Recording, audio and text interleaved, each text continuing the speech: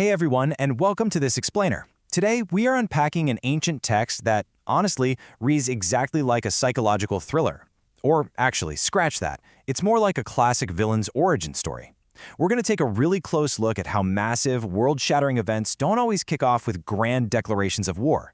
A lot of times, they start with quiet, deeply personal moments of envy.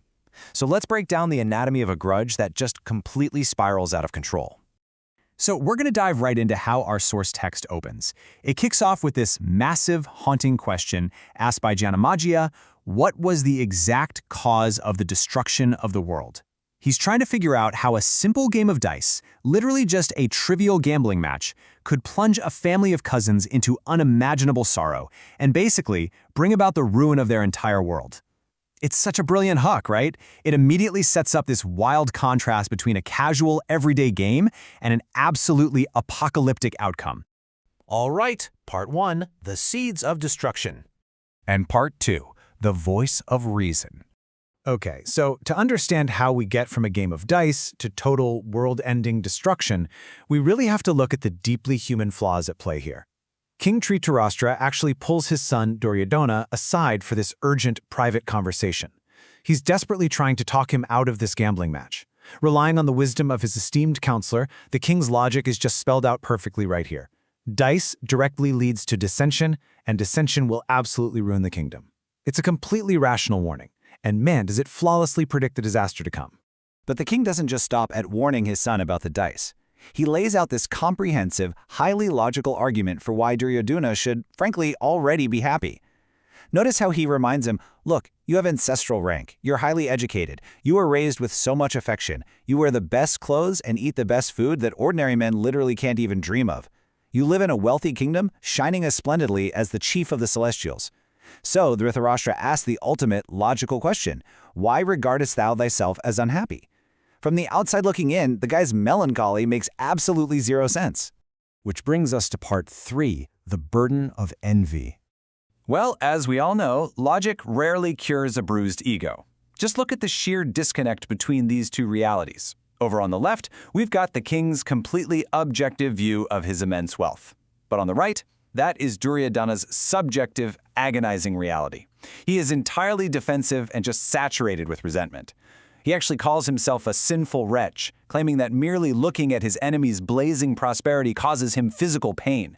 He's carrying this immense burden of envy. It's like a massive inferiority complex where all of his own blessings mean absolutely nothing, simply because someone else has more. And you know, this specific quote right here perfectly captures his breaking point. Duryodhana is basically justifying his misery as if it's a law of nature. In his worldview, if you aren't literally sick with jealousy, when you see a rival succeed, there is something wrong with you.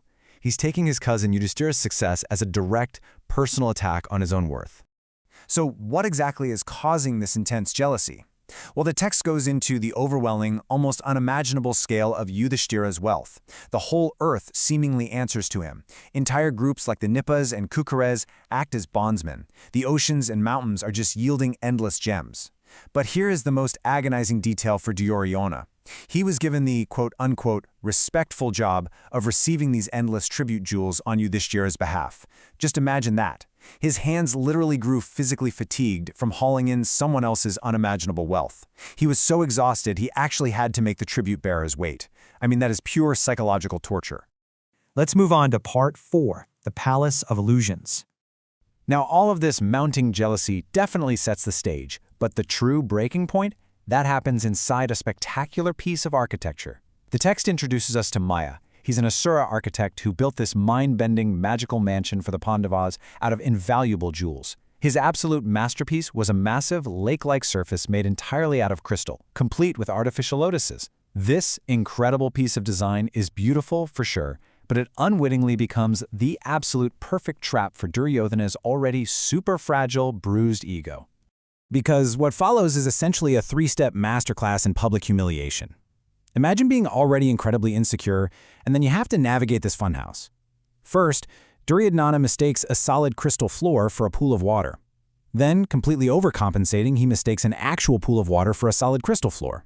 And finally, totally disoriented, he walks directly into a solid stone wall that was designed to look like an open door. It's deeply relatable, incredibly awkward physical comedy. But for him, it's devastating. Let's break that down. On the crystal floor, thinking it's water, he visibly pulls up his clothes to avoid getting wet, which is a pretty embarrassing blunder for a proud royal to make in public. But the real kicker is over on the right.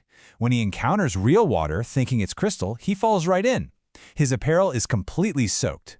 And the text notes this really painful detail. He had to suffer the sheer indignity of having the king's menials, the servants, hand him dry clothes.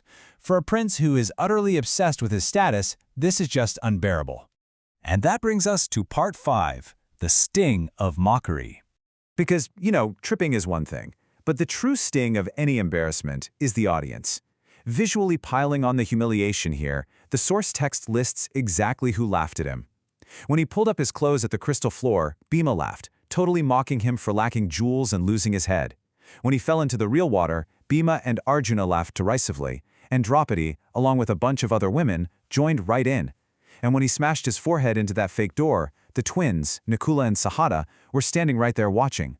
The clumsiness alone wouldn't have ruined the world. It was this mockery that turned a bad day into a lifelong venomous vendetta. He felt utterly targeted and completely isolated in his embarrassment.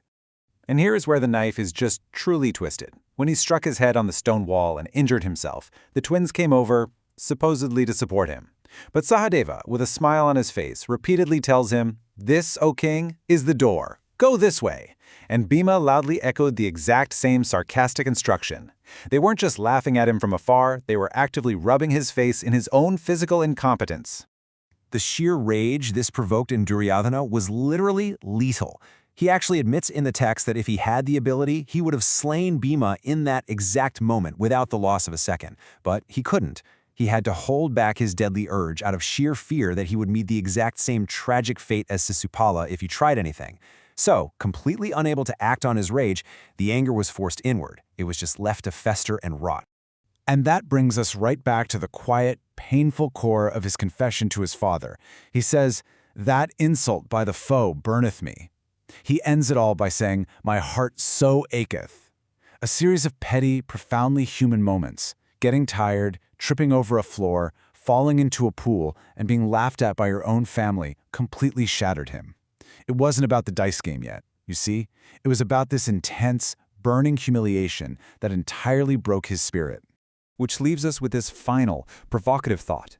As we look at the ruin of this kingdom and the massive destruction that followed, we really have to ask ourselves, how often do world-shaking conflicts stem not from grand political ideals or massive ideological shifts, but from the terrifying universal power of a bruised ego, from the simple, deeply personal sting of being laughed at when you fall down?